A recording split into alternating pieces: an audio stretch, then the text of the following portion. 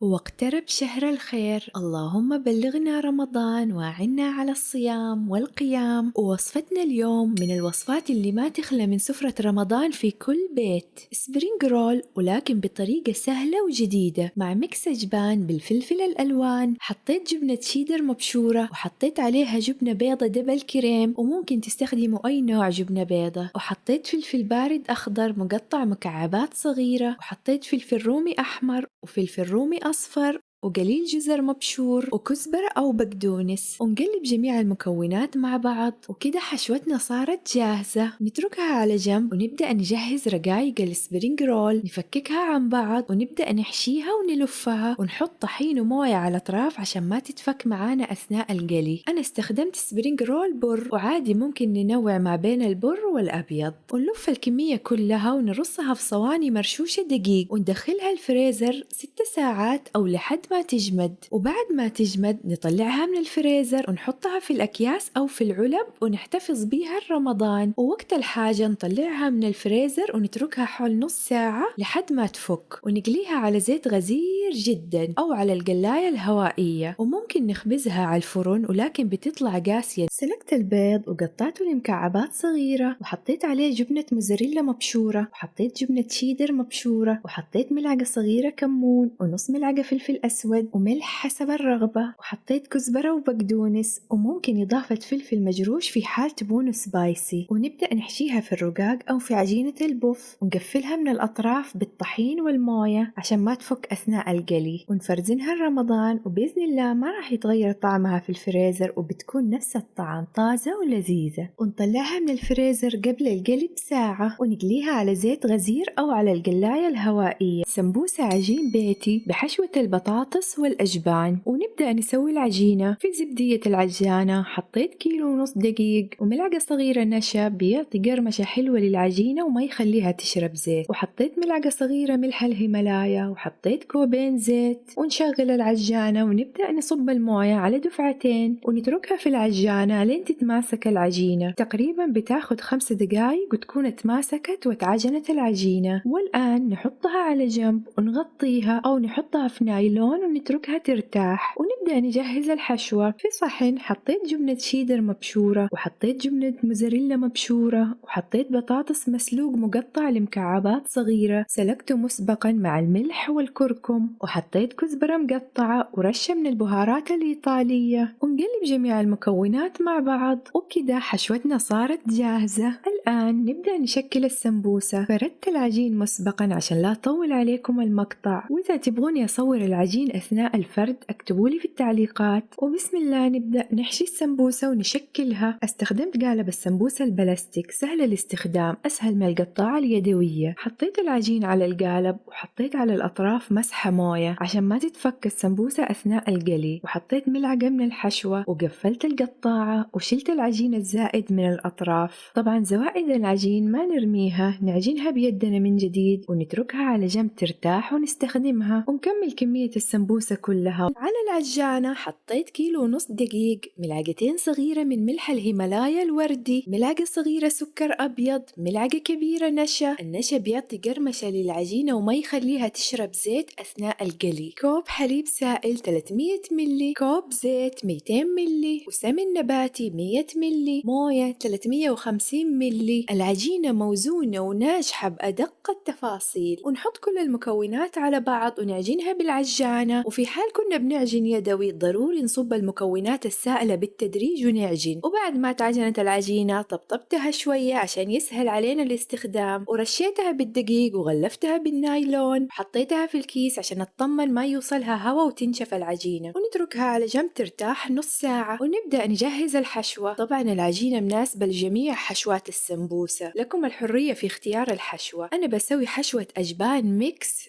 حطيت جبنة سايلة وحطيت عليها جبنة شيدر مبشورة، وحطيت جبنة موزاريلا مبشورة، وحطيت قليل شيب مقطع، وحطيت ملعقة صغيرة من البهارات الإيطالية وملعقة صغيرة فلفل مجروش. ومقلب جميع المكونات مع بعض. والآن طلعت العجينة من الكيس بعد ما ارتاحت. العجينة ولا غلطة، متماسكة وما تلصق في اليد. قطعتها بالسكين لقطع صغيرة مستطيلة، وطبطبتها عشان تنفرد بكل سهولة. ورشيتها دقيق رشة خفيفة، ضروري نرش الدقيق أثناء الفرد حتى لو العجينة متماسكة وما تلصق عشان تنفرد معانا بكل سهولة. وفردتها بماكينة الفرد الكهربائية. وإذا تبغوني أصور أثناء الفرد اكتبولي في التعليقات. العجينة ولا غلطة، رقيقة ومتماسكة وما تلصق في اليد. والآن نقطعها على قد مقاس قطاعة السمبوسة المتوفرة عندنا. نقطعها كلها ونرش دقيق بين الطبقات عشان ما تلصق. والآن نبدأ نشكلها بقطاعة السمبوسة. أنا استخدمت قطاعة مثلثات بنكشة رمضان، النكشة بتجنن. نحط العجين على القطاعة ونضغط عليه بشكل خفيف ونحط الحشوة ونلصق الأطراف بدقيق وموية عشان ما تنفتح أثناء القلي، ونقفلها ونشيل الأطراف الزايدة من العجين. الصدق شكلها بيجنن ويفتح النفس لرمضان. وبكده نكون وصلنا لنهاية المقطع. تسعدني آراءكم واقتراحاتكم في التعليقات، ولا تنسوا الضغط على زر اللايك والاشتراك. باي باي.